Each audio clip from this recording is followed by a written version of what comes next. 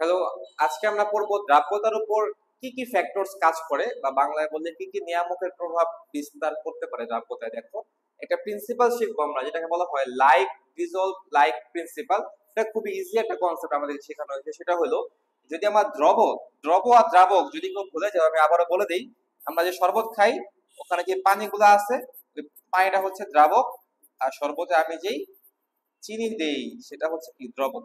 আচ্ছা, তো আমার যদি এমন হয় দ্রব পোলার, দ্রাবক ও পোলার, তোমরা পড়ছো তো পোলার যেগুলা, যেমন পানি, পানি একটা পোলার যৌগ। পোলার যৌগ, এই যে এখানে আংশিক পজিটিভ আংশিক নেগেটিভ প্রান্ত সৃষ্টি হয়, তোমরা পড়ছো না? আচ্ছা, এটা নিয়ে আমাদের কিন্তু আবার পড়া আছে, পোলারিটি পোলারায়ন, এটা আমি যাচ্ছি না। দ্রব যদি হয় পোলার, দ্রাবক ও পোলার, তাহলে দ্রবীভূত হবে। আর যদি এমন হয় আবারও দ্রব্য এবং দ্রাবক অপোজিটলি সেম বৈশিষ্ট্য মেনটেন করতেছে, যে দ্রব নন পোলার, দ্রাবক ও নন পোলার, তাহলেও দ্রবীভূত হবে। কিন্তু যদি এমন হয় যে দ্রব পোলার, দ্রাবক নন পোলার, তাহলে কিন্তু দ্রবীভূত হবে না। যেমন ধরো মিথেন, মিথেন কিন্তু নন পোলার। কেন নন পোলার? এটা তড়িৎ ঋণাত্মকতার পার্থক্য দিয়ে সিদ্ধান্ত করা যায়, বা সমযোজী বন্ধনে তোমরা জানো এগুলো থাকে না, পরে বলবো এগুলো আবার। তড়িৎ ঋণাত্মকতার পার্থক্যটা আমাদের এই চ্যাপ্টারের টপিক না। আচ্ছা, তাহলে এটা কিন্তু পানিতে দ্রবীভূত হয় না। তাহলে একটা পোলার আর একটা অপোলার, এখানে কোনো দ্রবীভূত হবে না। ক্লিয়ার? এটাকে হচ্ছে আমাদের লাইক ডিসলভ লাইক প্রিন্সিপাল। তবে এটা আমার মেইন পড়া না, আমার মেইন পড়াটা হচ্ছে যে যে চারটা ফ্যাক্টর আমরা পড়াবো, যে কি কি জিনিসের উপর দ্রাব্যতা নির্ভর করে। একটা হলো দ্রবের প্রকৃতি। আচ্ছা, দেখো, ধরো এটাও পানি, এটাও পানি। তো একটা পানির মধ্যে ধরো আমি দিচ্ছি চিনি, চিনি তো সুক্রোজ C12H22O11, ধরো চিনি দিলাম। আর এখানে তোমার দিলাম মনে করো লবণ, লবণ মিশলাম NaCl। এখন তোমাদের কি মনে হয় যে এই পানির মধ্যে এই চিনি আর লবণ কি একই পরিমাণ দ্রবীভূত হবে, বা সময় কি সেম হবে? না। তার মানে দ্রাবক যদি সেম হয় আর দ্রব যদি ভিন্ন ভিন্ন হয়, তাহলে তাদের দ্রাব্যতাটা ভিন্ন ভিন্ন হবে। এটা ক্লিয়ার তোমরা? আচ্ছা, এবার ধরো দ্রাবকের প্রকৃতি। মনে করো এটা হলো পানি, আর এটা ধরো কেরোসিন, অথবা আরেকটা দ্রাবক বলি, মনে করো বেনজিন, ধরো C6H6 বা বেনজিন। আমি সব জায়গায় ধরো লবণ দিছি, NaCl দিছি, এখানেও NaCl দিছি, এখানেও NaCl দিছি। খেয়াল করছো? দ্রাবক ভিন্ন ভিন্ন, কিন্তু দ্রবগুলা সেম দিছি। এখানে কি সবগুলা লবণ তিন জায়গায় কি সেম ভাবে দ্রবীভূত হবে?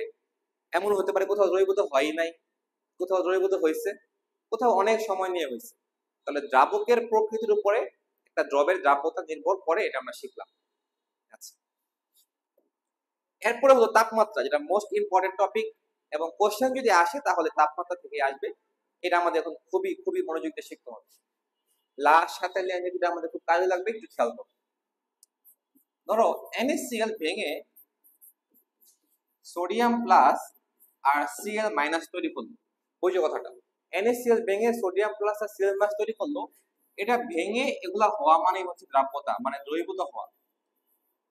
মানে বিক্রিয়া যদি সম্মুখমুখী হয়, বিক্রিয়া সম্মুখমুখী হবে মানে হলো আমার দ্রাব্যতা বেশি। আর যদি আয়ন মিলে NaCl হয়, তাহলে কি দ্রাব্যতা হইলো? তাহলে তো ক্যালাসিত হয়ে গেল, সলিডে পরিণত হইলো আয়ন গুলা মিলে। না, তাহলে আমার যদি লক্ষ্য থাকে দ্রাব্যতা বাড়ানো, তাহলে বিক্রিয়াটা সম্মুখমুখীতে রূপান্তর করতে হবে। এখন ধরো, তাহলে বিক্রিয়া কয় রকমের হয়? দুই প্রকার, একটা তাপ উৎপাদী আর একটা তাপহারী। তো ধরো আমরা তাপ উৎপাদী নিয়ে আলোচনা করবো। ধরো এটা একটা বিক্রিয়া, A প্লাস বি হয়েছে সি, এটা ডেলেজ দেওয়া -92 কিলো জুল, আর আরেকটা দেওয়া হলো +92 কিলো জুল। বলো তো কোনটা কোন বিক্রিয়া? কনফিউজ হয়ে যাও তোমরা, দুইটাই তাপ উৎপাদী বিক্রিয়া।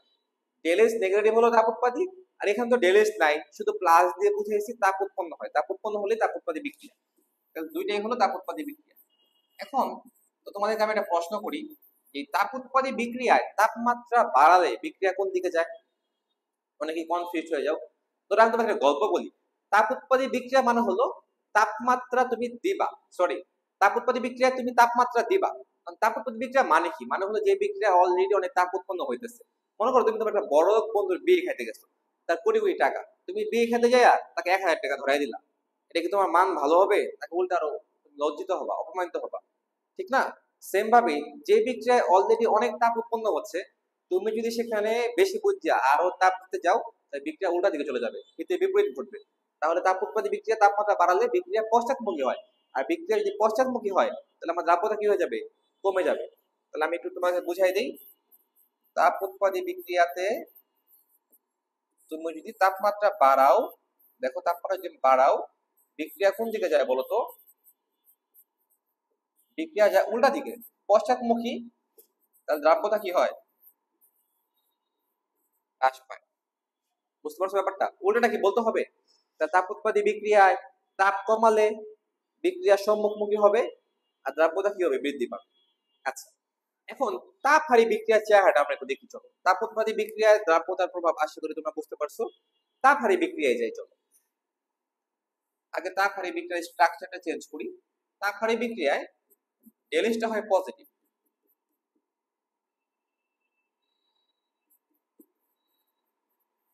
আর এখানে তোমার তাপ ই হয়, পরিবেশ থেকে তাপ ধার নিয়ে তাপ হারি বিক্রিয়াটা সংঘটিত হয়, তোমরা জানো।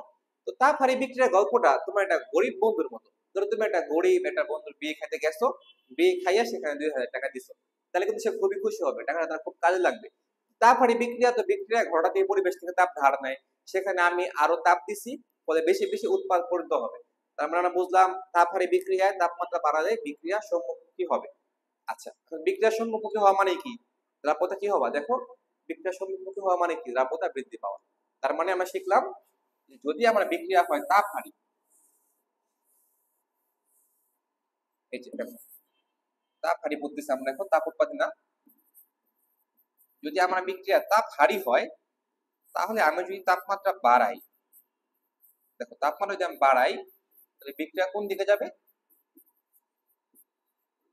সম্মুখমুখী হবে। আর দ্রাব্যতা কি হবে?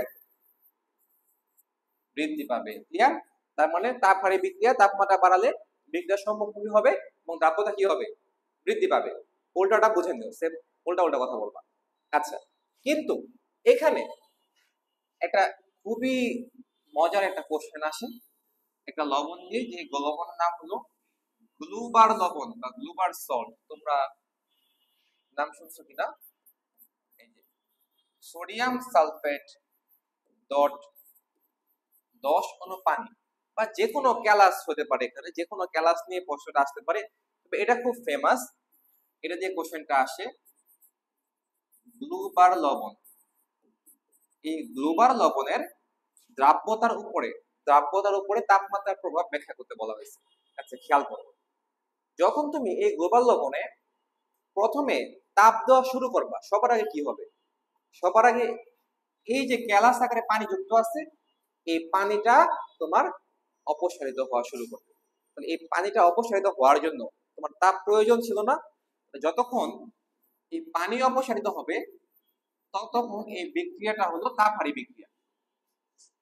যতক্ষণ তাপহারী বিক্রিয়া চলছে, ততক্ষণ আমি তাপমাত্রা বাড়াইছি, আমার দ্রাব্যতা কি হয়েছে বলতো? বাড়ছে। আচ্ছা, এবারে যখন আমি আরো তাপ দিতে থাকবো, এই সোডিয়াম সালফেট ভাঙা শুরু করবে, ঠিক না?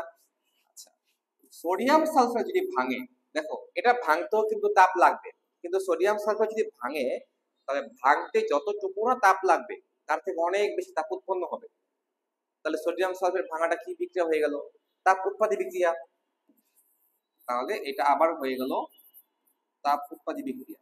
আর তাপ উৎপাদী বিক্রিয়ায় আমি যদি তাপমাত্রা বাড়াই, তাহলে দ্রাব্যতা কি হবে? কমা শুরু করবে। বুঝতে পারছো ব্যাপারটা? এই জিনিসটা আমরা এটা গ্রাফের আকারে দেখে যাব। আচ্ছা, চলো এটা আমরা একটা গ্রাফ আকারে দেখি।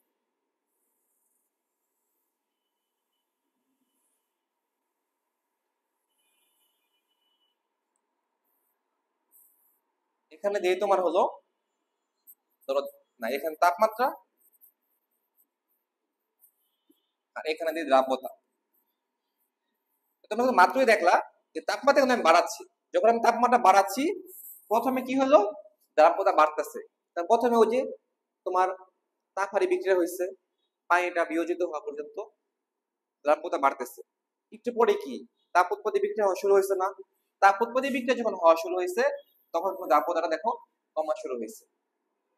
এইটার ক্ষেত্রে টেম্পারেচারটা ফিক্স 32 ডিগ্রি সেলসিয়াসের আশেপাশে। তাহলে জিনিসটা এমন হলো না যে তাপমাত্রা বাড়লে দ্রাব্যতা প্রথমে বাড়ে তারপর কি হয়, কমে। দেখো তারপর কমে। তাহলে এটা খুবই ইম্পর্টেন্ট একটা অনুধাবন প্রশ্ন, গ নাম্বারও আসতে পারে, এমসিকিউতেও আসতে পারে, যে এক্ষেত্রে দ্রাব্যতা প্রথমে বাড়ে তারপর কমে। আচ্ছা, আশা করি তোমরা ক্লিয়ার হইছো। এরপর আমি যেটা বলবো চাপের প্রভাব, এটাও আমি লিখে রাখছি যাতে আমাদের টাইমটা সেভ হয়। চাপের প্রভাব বোঝার জন্য আমাদের একটা গ্যাস তরল দ্রবণের এক্সাম্পল দিতে হবে, যেটা সবচাইতে ইজি এক্সাম্পল হলো কোল্ড ড্রিঙ্কস। কোল্ড ড্রিঙ্কস এর ভিতরে যখন তোমরা কোল্ড ড্রিঙ্কস এর মুখটা খুলো তখন দেখো অনেকগুলা গ্যাস কিন্তু বের হয়ে যায়, কিন্তু ভিতরে থাকে কি লিকুইড, তার মানে ভিতরে গ্যাসও আছে লিকুইডও আছে।